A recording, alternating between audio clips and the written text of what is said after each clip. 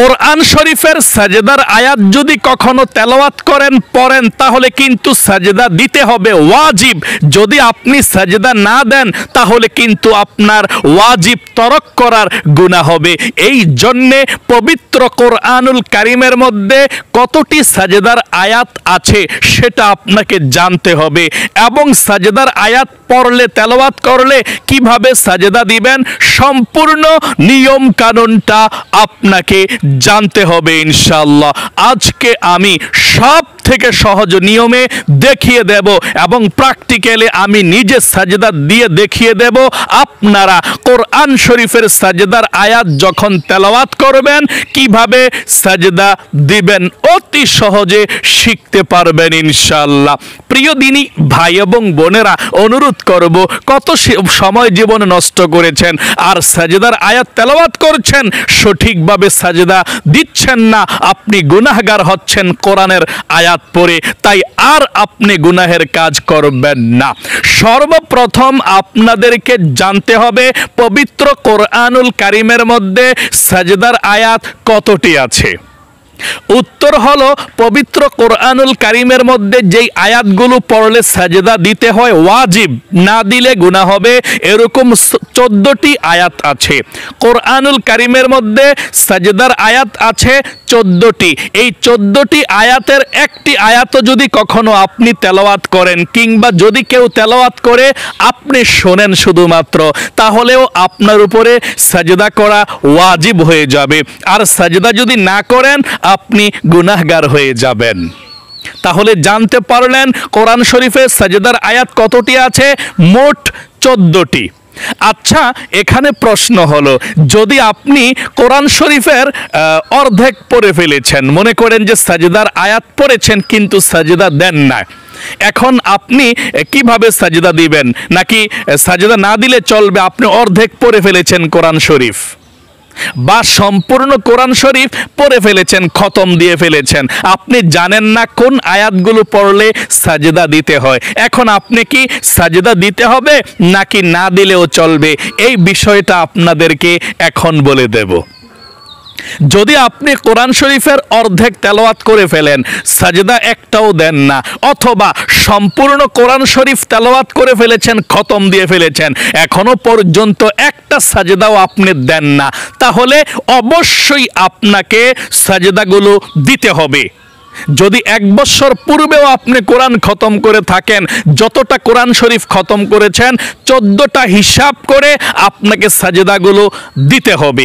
যখনই সুযোগ পাবেন তখনই আপনি সাজদাগুলো দিয়ে দেবেন। সাজদাগুলো দেওয়া একেবারে সহজ, আমি প্র্যাকটিক্যালি দেখে দেব ইনশাআল্লাহ। তাহলে যতগুলো সাজদার আয়াত আপনি তেলাওয়াত করেছেন সাজদা দেন না, সেগুলো ওয়াজিব আপনার উপরে আছে। আপনি দিলে ওয়াজিব একেবারে আদায় হয়ে যাবে, আর গুনাহ হবে না। না দিলে আপনি গুনাহগার হয়ে যাবেন।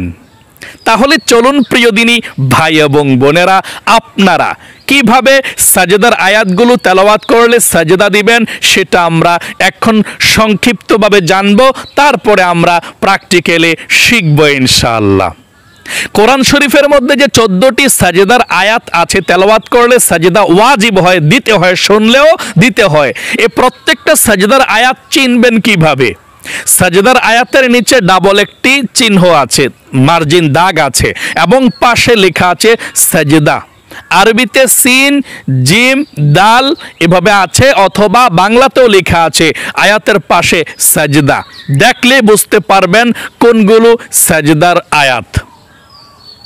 ওই সাজদার আয়াতটা যখন আপনি তেলাওয়াত করবেন, শেষ করবেন, তখন আপনি কোরআন শরীফটা বন্ধ করবেন, বন্ধ করে পাশে রাখবেন। পাশে রাখার পর আপনি দাঁড়াবেন, দাঁড়িয়ে আপনাকে অজু অবস্থায় থাকতে হবে। আপনি দাঁড়াবেন, দাঁড়িয়ে কোনো একেবারে নামাজের মতো নিয়ত করতে হবে না, শুধুমাত্র দাঁড়াবেন। দাঁড়াইয়া আপনি একেবারে আল্লাহু আকবার বলে আপনি চলে যাবেন সাজদার মধ্যে, একটা সাজদা দিবেন। সাজদার মধ্যে গিয়ে 3 বার আপনি পাঠ করবেন সুবহানা রাব্বিয়াল আ'লা, সুবহানা রাব্বিয়াল আ'লা, সুবহানা রাব্বিয়াল আ'লা। 3 বার পর্যন্ত এভাবে আপনি পড়বেন। তারপরে আপনি দাঁড়িয়ে যাবেন, আল্লাহু আকবার। তাহলে একটি সাজদা আপনাদের হয়ে গেল। মনে রাখবেন, যখনই সাজদার আয়াত তেলাওয়াত করবেন কোরআন শরীফের সাথে সাথে সাজদা দিয়ে দিবেন, এটাই কিন্তু উত্তম। তাহলে চলুন, আশা করি সংক্ষিপ্তভাবে বুঝতে পেরেছেন। এখন আমি আপনাদেরকে প্র্যাকটিক্যালে দেখিয়ে দেব কিভাবে আপনি কোরআন শরীফের সাজদার আয়াত তেলাওয়াত করলে আপনি সাজদা দিবেন। চলুন তাহলে প্র্যাকটিক্যালে দেখা শুরু হয়ে যাক। চলুন তাহলে।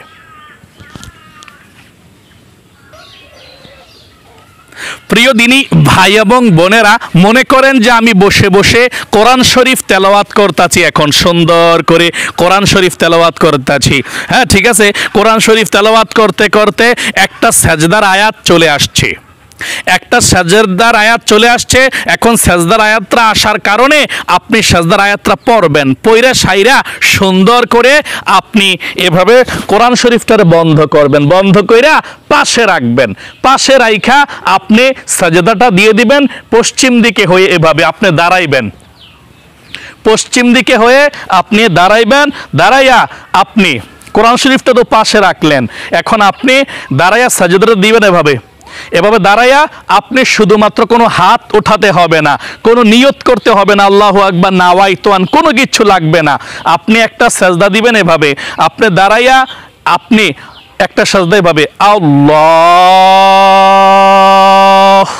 আকবার, সুবহানা রাব্বিয়াল আ'লা, সুবহানা রাব্বিয়াল আ'লা, সুবহানা রাব্বিয়াল আ'লা, আল্লাহু আকবার। একটা সাজদা আদায় হয়ে গিয়েছে।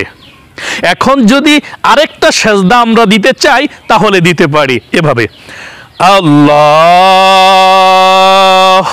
আকবার, সুবহানা রাব্বিয়াল আ'লা, সুবহানা রাব্বিয়াল আ'লা, সুবহানা রাব্বিয়াল আ'লা,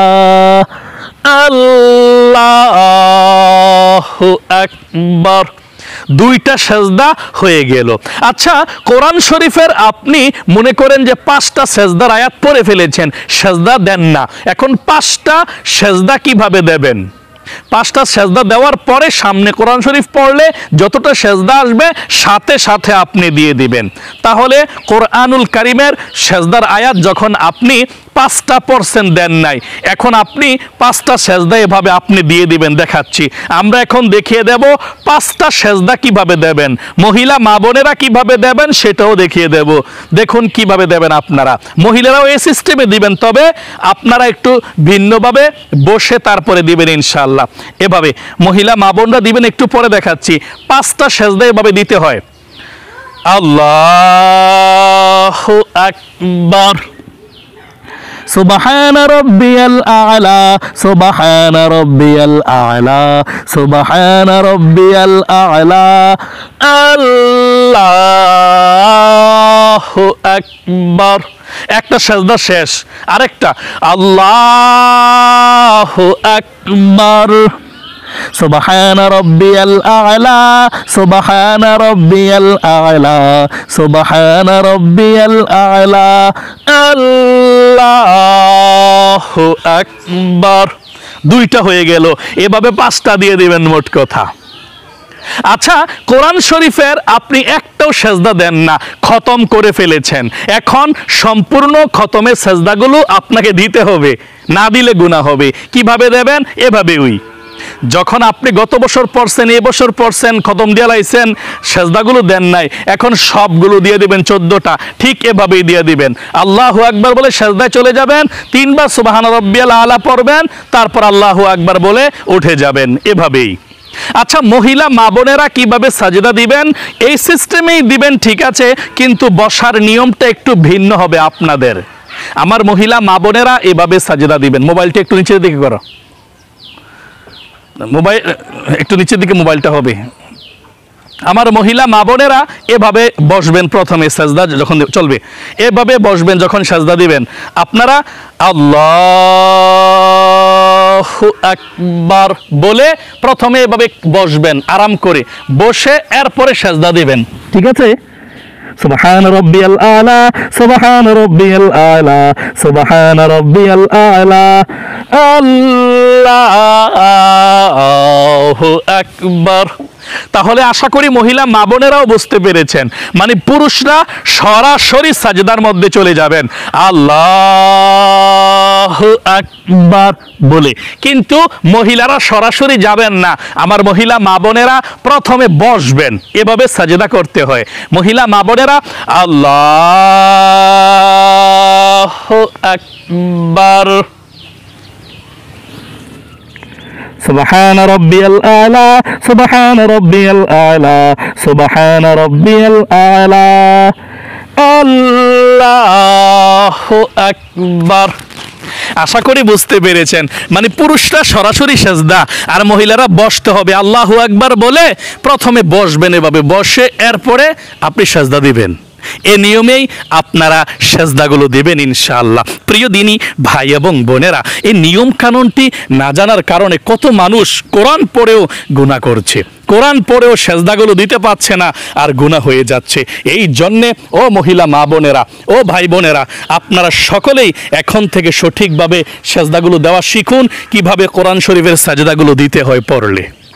জীবনে যত কোরআন শরীফ খতম দিয়েছেন আর একটা সাজদাও দেন নাই, সবগুলো সাজদা আপনি সুযোগ পেলেই দিয়ে দিবেন, না হয় আপনি গুনাহগার হয়ে যাবেন, ওয়াজিব তরক করার গুনাহ আপনার হয়ে যাবে। যদি জীবনে 5টা খতম দেন, এই 5টা খতমের আপনি 14 5 14 কত হয় সেটাকে হিসাব করে আপনি সাজদাগুলো দিয়ে দিবেন ইনশাআল্লাহ। আর যখন তেলাওয়াত করবেন তখনই এই সাজদাগুলো দিতে চেষ্টা করবেন। আশা করি খুব সুন্দর করে বুঝতে পেরেছেন এবং শিখতে পেরেছেন। এবং নামাজের মধ্যে ভুল হলে কিভাবে সাহু সাজদা দিতে হয় এ বিষয়টাও আপনাদেরকে আমি সুন্দর করে জানিয়ে দেব এবং শিখিয়ে দেব।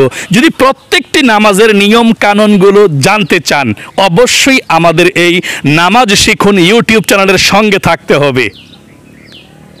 আল্লাহ রাব্বুল আলামিন আপনাদের জীবনকে সুন্দর করুক, পবিত্র মাহে রমজানের বরকত রহমত দান করুক, জীবনের গুনাহগুলো ক্ষমা করুক, বিপদ আপদগুলো দূর করে দেখ, পরিবার সংসারের মধ্যে রহমত বরকত দান করুক। সকলে কমেন্ট বক্সের মধ্যে লিখবেন আমিন এবং ভিডিওতে একটি লাইক দিয়ে যাবেন। যারা কমেন্ট বক্সের মধ্যে আমিন লেখে দোয়াতে অংশগ্রহণ করেছেন, আল্লাহর কাছে 2টি হাত উঠিয়ে বলছি, আল্লাহ এই 2টি হাত দিয়ে তোমার খানায়ে কাবাকে স্পর্শ করেছি, এই চোখের পানি ছুঁয়েছে তোমার খানায়ে কাবা মক্কা শরীফকে। এই 2টি হাত উঠিয়ে বলছি, তোমার বান্দাবান্দি যারা আমিন লিখেছে, দোয়াতে অংশগ্রহণ করেছে কমেন্টসে, তাদেরকে জীবনে একবার হইলেও এ মক্কা মদিনা যাওয়ার তৌফিক দান করে দাও, আমিন। আজ পর্যন্তই, আবারও অন্য কোনো ভিডিওতে দেখা হবে ইনশাআল্লাহ। সেই পর্যন্ত আপনাদের সকলের সুস্বাস্থ্য আল্লাহর কাছে কামনা করে আজ এখানে বিদায় নিচ্ছি। আসসালামু আলাইকুম ওয়া রাহমাতুল্লাহি ওয়া বারাকাতুহু।